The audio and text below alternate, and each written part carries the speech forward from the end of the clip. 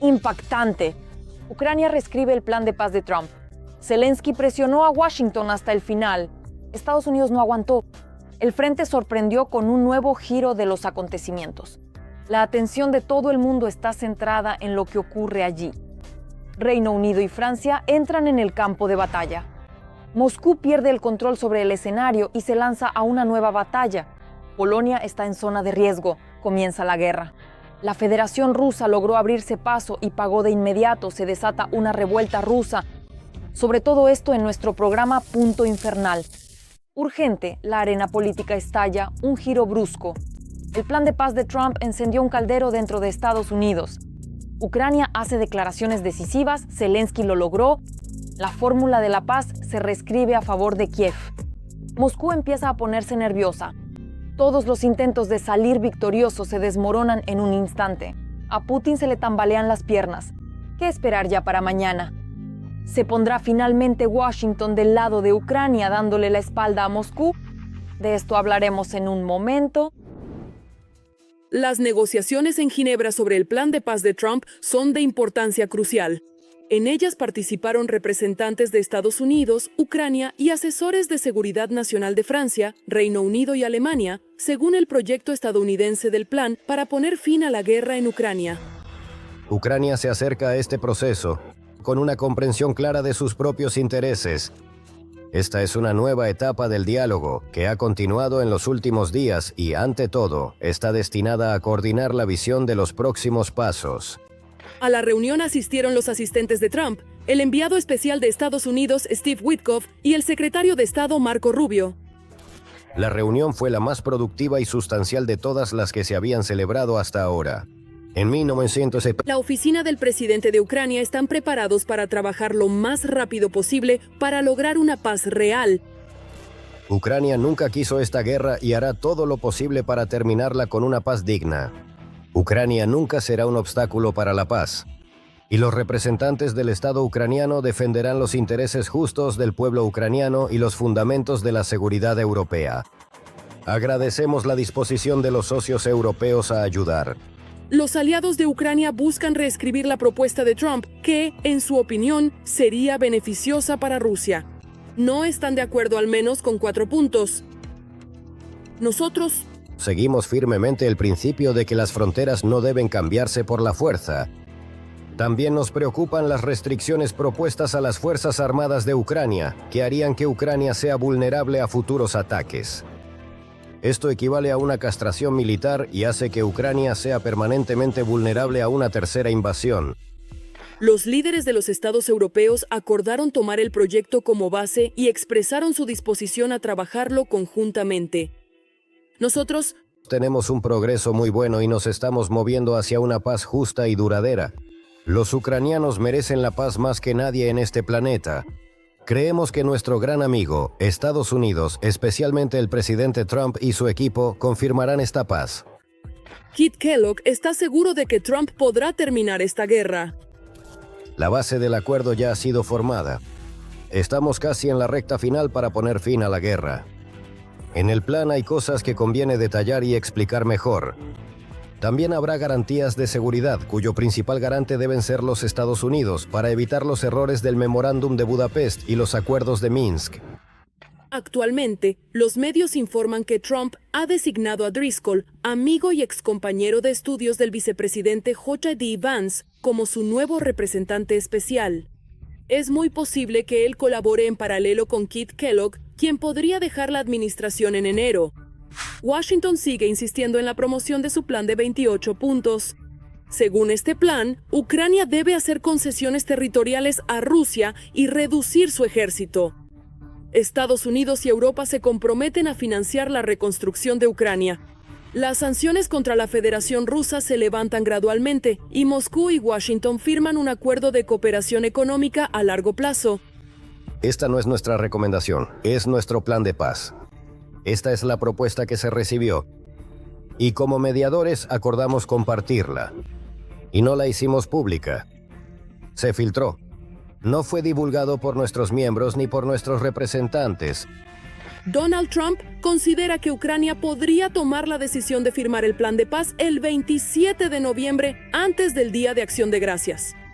Pero durante una reunión con periodistas, Trump señaló que su plan de paz está lejos de ser una propuesta definitiva. No, está lejos de ser definitiva. Nos gustaría lograr la paz. Esto debió haber sucedido hace mucho tiempo. La guerra entre Ucrania y Rusia nunca debió haber ocurrido. Si yo hubiera sido presidente, esto nunca habría pasado.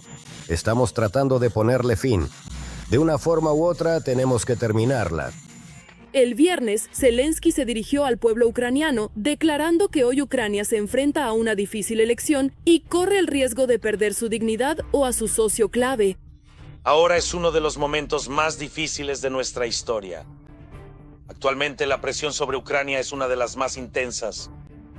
En este momento, Ucrania podría enfrentarse a una elección muy difícil. O se pierde la dignidad o existe el riesgo de perder a un socio clave. Fuentes cercanas al Kremlin afirman que las disposiciones de este documento deben considerarse más bien como la base de un futuro acuerdo y no como un acuerdo que Putin firmará oficialmente.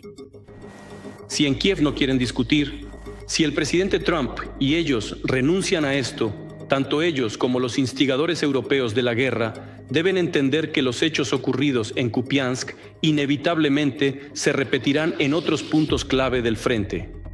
Quizás no tan rápido como nos gustaría, pero inevitablemente esto volverá a suceder. Y en general esto para nosotros... A Moscú no le gustan las garantías de seguridad propuestas para Ucrania, el tamaño del ejército y el uso de activos rusos congelados para apoyar a Ucrania. En Mininos, nosotros tenemos este texto. Lo recibimos a través del canal existente de interacción con la administración estadounidense. Considero que también puede establecerse como base para una solución pacífica definitiva. El Kremlin está creando condiciones informativas para rechazar el acuerdo. De hecho, Rusia no está interesada en hacer concesiones territoriales, según el Instituto Americano para el Estudio de la Guerra. La victoria de Rusia no es inevitable. Ucrania y Occidente pueden aprovechar varios puntos débiles clave de Rusia para obligar al Kremlin a sentarse a negociar y hacer concesiones reales.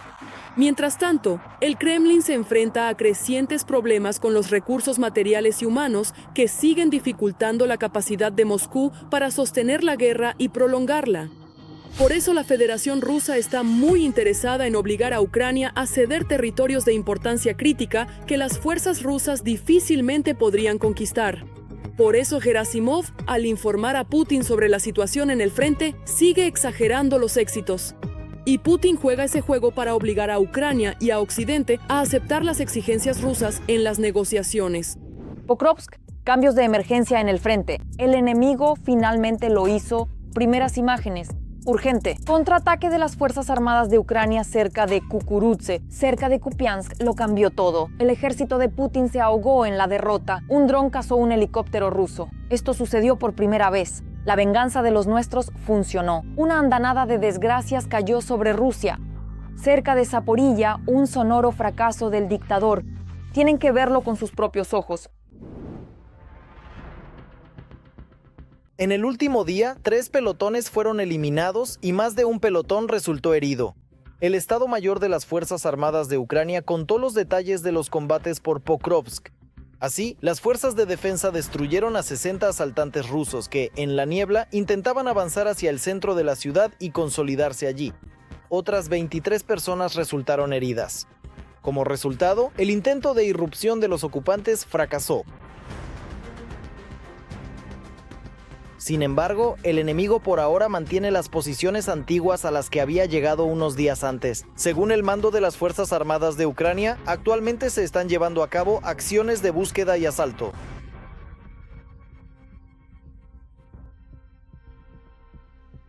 El enemigo que entró por los suburbios del sur de Pokrovsk ya ha logrado establecer allí una cabeza de puente segura. La cabeza de puente ya está siendo asegurada logísticamente. En consecuencia, la zona gris es muy grande, probablemente la mayor parte de la ciudad hoy en día. Aunque las líneas en los suburbios del norte de la ciudad, en la parte norte de Pokrovsk, hoy están siendo defendidas en particular por nuestros paracaidistas. aún... Otra dirección que aparece regularmente en los informes militares es la de Kupiansk. A pesar del informe de Gerasimov sobre el supuesto cerco de unos 5.000 militares ucranianos allí, nuestro mando desmiente esa información. Al contrario, informan sobre los éxitos y el avance de las fuerzas de defensa. Hoy aún no se ha logrado expulsar al enemigo más allá de los límites de Kupiansk. Sin embargo, las acciones de contraataque que están demostrando hoy las fuerzas de defensa son movimientos graduales. No se trata de grandes operaciones de contraofensiva, sino precisamente de acciones de contraataque. Sin embargo, esto lleva a que nuestras fuerzas de defensa logren recuperar algunas posiciones tácticas que se habían perdido hace unos meses, precisamente en la propia ciudad de Kupiansk. Los rusos también se han activado en el sur de nuestro país.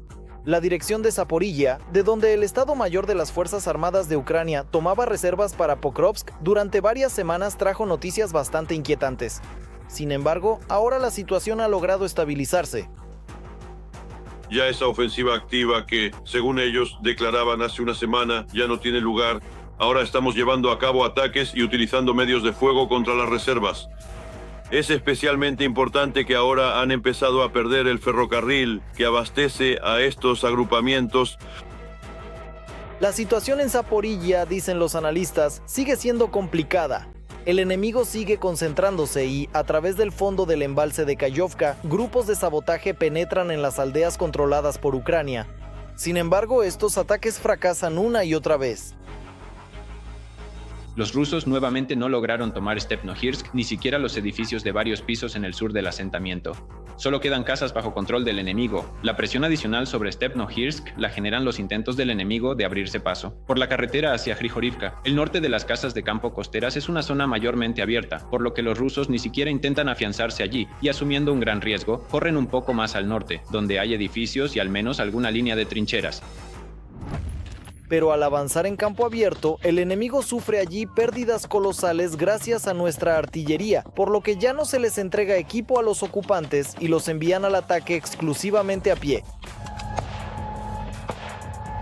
Al mismo tiempo, las fuerzas de defensa logran atacar no solo en la línea del frente, sino también en la retaguardia profunda de la Federación Rusa.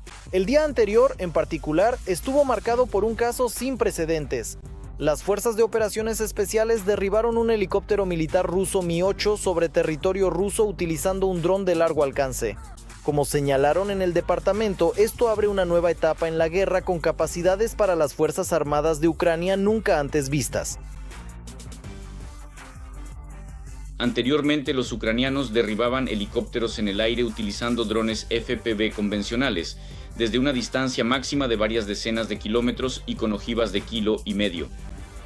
En este caso, vemos que no fue necesario acercar el dron al helicóptero, precisamente gracias a la potente carga explosiva. Pero por otro lado, como pueden ver, esto ocurre a otra altitud, a la que posiblemente los FPV convencionales nuevamente no llegarían. Y lo que es muy importante, como se considera en algunas historias, aunque aún hay que precisar, esto sucede a una distancia muy grande. Es decir, en este caso se trata de la región de Rostov, en la zona de Kutienikove. ¿Y qué es Kutienikove? Bueno, en realidad está a 200 kilómetros de la línea de almacenamiento. También alcanzó a los territorios ocupados. Parte de la región de Donetsk quedó sumida en un apagón total, lo que paralizó parcialmente el control de las tropas rusas. Entre más de una decena de ataques exitosos, cabe destacar las explosiones en Dokuchayevsk. Los analistas aún debaten si el resplandor nocturno fue resultado de un impacto en la central eléctrica o en un depósito de municiones, que... Sea lo que sea, ambas cosas son, al fin y al cabo, un golpe a la logística, porque si se destruye una subestación, el grupo pierde el suministro eléctrico. Si el ataque es contra el depósito de municiones, el grupo pierde proyectiles. Esto es importante para el grupo que está avanzando ahora en la región de Donetsk. Es decir, de alguna manera limita su potencial ofensivo. Al mismo tiempo, los combatientes en el terreno confirman esta información. En particular, debido a los ataques a la logística rusa en la región de Donetsk, los destacamentos de asalto han perdido el suministro constante de reservas y armamento y han reducido el ritmo de avance en Pokrovsk. Europa está movilizando a sus fuerzas armadas, el ejército de Alemania y Francia entra en Ucrania y esto saca de quicio a Putin. Occidente pasa a la ofensiva en el frente diplomático y muestra al Kremlin el límite que ya ha cruzado. Los estados mayores militares trabajan en modo silencio, pero las filtraciones con matices forman un panorama claro. La Federación Rusa está perdiendo sus cartas de triunfo, mientras que las Fuerzas Armadas de Ucrania se están equipando con un nuevo poder. Los primeros detalles impactantes sobre esto en el siguiente reportaje. Gran Bretaña y Francia están preparando a sus tropas para un posible despliegue en Ucrania. Y todo esto ocurre precisamente en el momento en que Estados Unidos impulsa su propio plan de paz. Un documento de 28 puntos donde uno de los elementos clave lo exige directamente. No debe haber tropas de la OTAN en el territorio de Ucrania. Nosotros, los europeos, siempre hemos apoyado una paz sólida y justa y damos la bienvenida a cualquier esfuerzo para lograrla. Por supuesto, para que cualquier plan funcione, se necesitan ucranianos y europeos. Esto es completamente comprensible. También debemos entender que aquí hay un solo agresor y una sola víctima. Por eso no hemos oído hablar de ninguna concesión por parte de las autoridades rusas. Me refiero a que si Rusia realmente quisiera la paz, podría haber aceptado un alto el fuego incondicional hace ya algún tiempo. En este momento volvemos a ver bombardeos contra civiles. La cuestión es que, como escribe Bloomberg, ya se han identificado unidades militares concretas que podrían ser enviadas a Ucrania de manera operativa. El ministro de Defensa, John Hill, declaró que Londres ha actualizado los planes para enviar tropas a Ucrania en el marco de una coalición de países dispuestos, que incluye a unas 30 naciones lideradas por el Reino Unido y Francia. Hemos realizado reconocimientos en Ucrania, también sabemos qué unidades vamos a desplegar, cómo las vamos a desplegar y qué tareas van a cumplir. Los planes se coordinarán con otros miembros de la coalición dependiendo de las necesidades de Ucrania y de las condiciones de cualquier acuerdo de paz. De hecho, Londres está formando la estructura de la futura presencia, la misma que debe empezar a funcionar inmediatamente después de un posible arreglo pacífico. Reino Unido ya está destinando más de 100 millones de libras a este objetivo. Eso equivale aproximadamente a 130 millones de dólares. Fondos para los gastos iniciales del envío de tropas. Constantemente se mantienen contactos entre Ucrania y los socios respecto a las necesidades y la situación. Este es uno de los canales por los cuales, cabe señalar, a nivel del Ministerio de Asuntos Exteriores, a nivel de diferentes organismos y distintos grupos de coordinación creados entre Ucrania y los socios, se transmite esta información. Evaluaciones ucranianas. Por otro lado, los socios tienen contactos directos con organizaciones públicas regionales ucranianas a través de organizaciones donantes mediante una serie de contactos con embajadas y, en consecuencia, reciben evaluaciones directamente de los lugares y regiones. Desde las regiones, desde las fronteras, desde los lugares de autogobierno, desde los activistas locales, también sobre la situación que está ocurriendo y las necesidades. El tercer punto es que funcionan los servicios de inteligencia y los centros analíticos. Por lo tanto, se puede afirmar con total certeza y absoluta precisión que los socios comprenden perfectamente la situación y las necesidades que existen. Los planes prevén el despliegue de contingentes lejos de la línea del frente y la continuación de la formación de las unidades ucranianas tanto en el Reino Unido como directamente en Ucrania. Tras la firma del acuerdo de paz, en Kiev debe comenzar a funcionar un centro de coordinación bajo la dirección de un oficial británico de 2 estrellas. Sus tareas incluyen la logística, el armamento, la formación, la recuperación de las fuerzas terrestres ucranianas, así como garantizar la seguridad aérea necesaria para restablecer la conexión aérea internacional. Un bloque aparte es la ampliación del grupo militar naval del Mar Negro de Turquía, Rumanía y Bulgaria. El desminado de la seguridad, las rutas comerciales y la reanudación de las exportaciones marítimas. Estos elementos, según el Plan de Londres, deben convertirse en clave para el periodo de posguerra. Si se produce el despliegue del contingente, los trenes británicos se ubicarán lejos de la zona de enfrentamientos. Evidentemente se trata del oeste de Ucrania, donde incluso ahora, según mi información, sabemos que hay un número bastante grande de instructores militares estadounidenses que están presentes, quienes enseñan, entre otras cosas, logística y otros aspectos. De acuerdo con esto, también se trata de instructores, por lo que esperar que, en caso de que comience un proceso de paz, haya tropas extranjeras en la línea de contacto, por ahora no es realista en absoluto. Es decir, se trata de lo que sigue ocurriendo incluso ahora. Solo se puede hablar libremente, por ejemplo, de reemplazar a los instructores estadounidenses, a los militares estadounidenses, por militares británicos. En este momento, Ucrania y sus socios europeos se enfrentan a una elección difícil. Por un lado, está la necesidad de garantizar sólidas garantías de seguridad y lograr estabilidad tras una posible falta de resolución.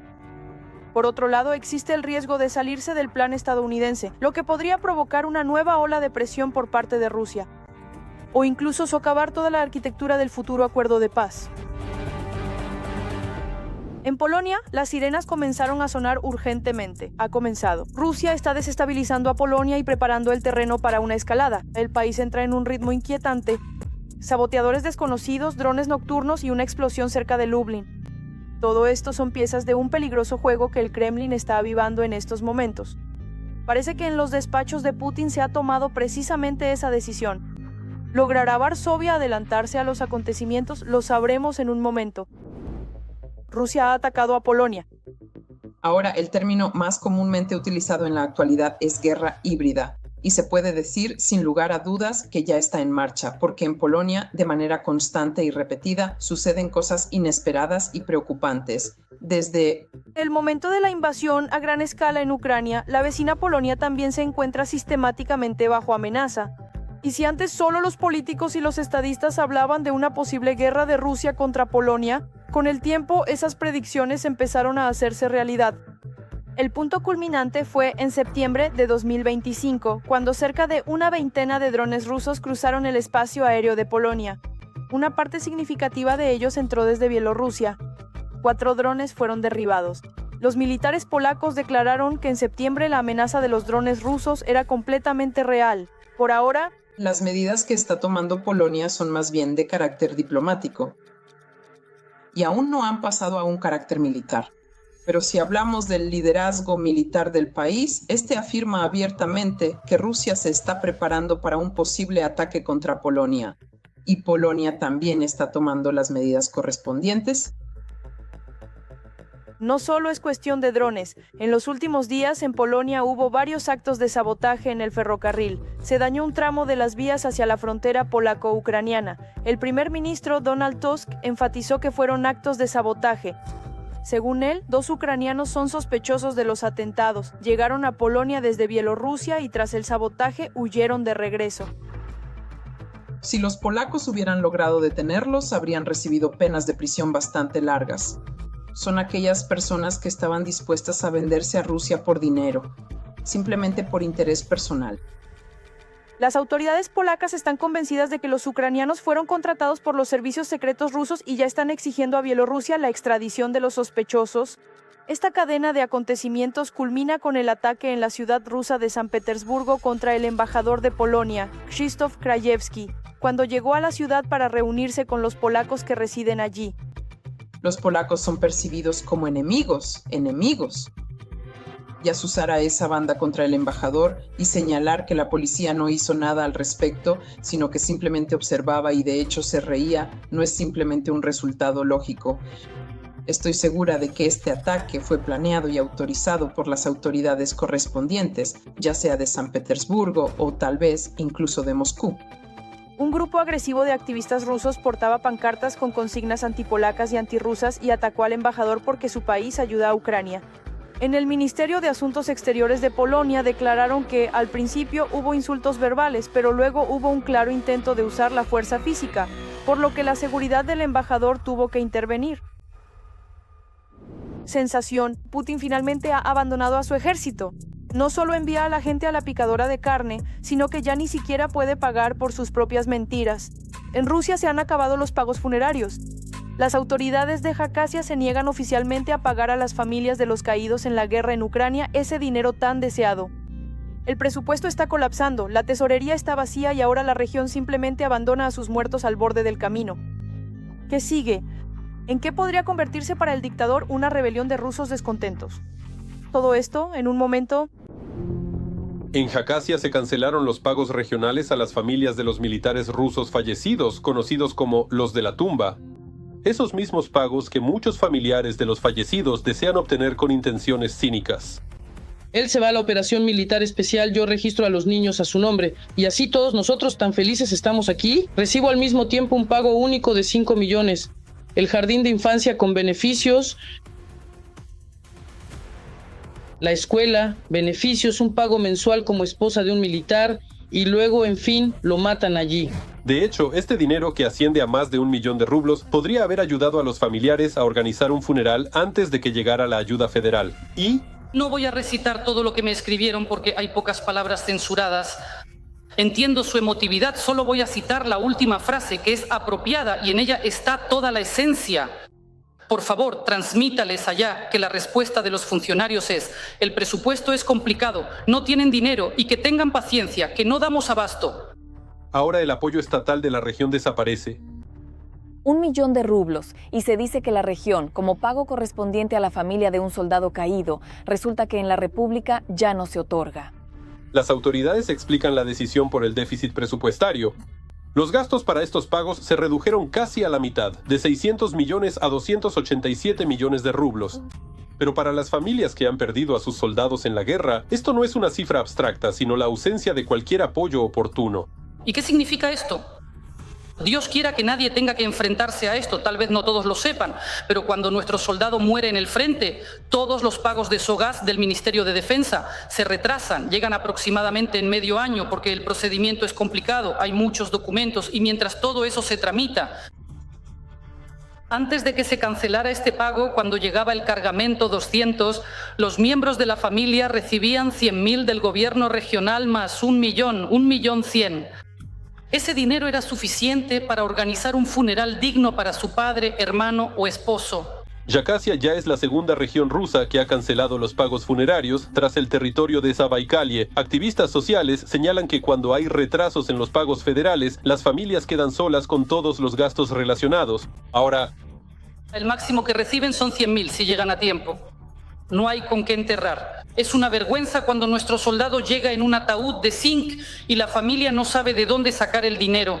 Por eso también pido que se restablezca el pago.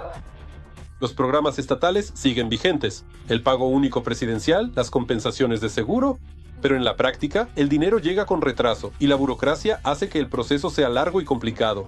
Antes, el subsidio para gastos funerarios cubría estas brechas. Ahora, todos los gastos organizativos recaen sobre las familias. Y si los programas federales no pueden cubrirlos por completo, los familiares se encuentran en una situación en la que la muerte de los militares se combina con la incertidumbre financiera. Pero en Rusia las compensaciones tienen su propia historia.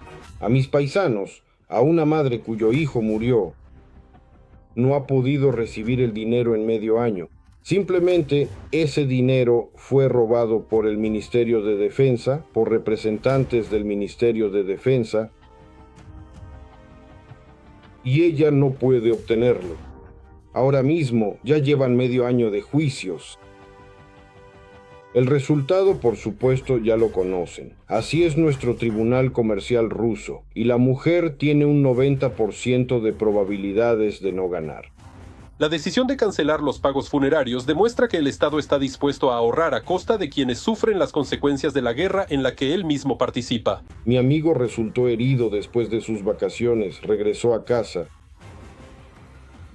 Al final de sus vacaciones yo también regresé del hospital para tomarme un descanso. Le pregunto, así y así Roma, ¿recibiste el dinero por la herida? Él dice, no lo recibí.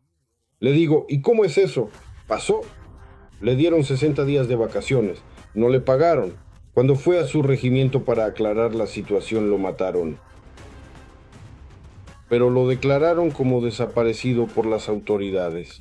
Las organizaciones sociales y los activistas ya están expresando su preocupación. Dicen que estos pagos no son solo dinero para el entierro, sino también un elemento de apoyo social mínimo que el Estado ignora sistemáticamente.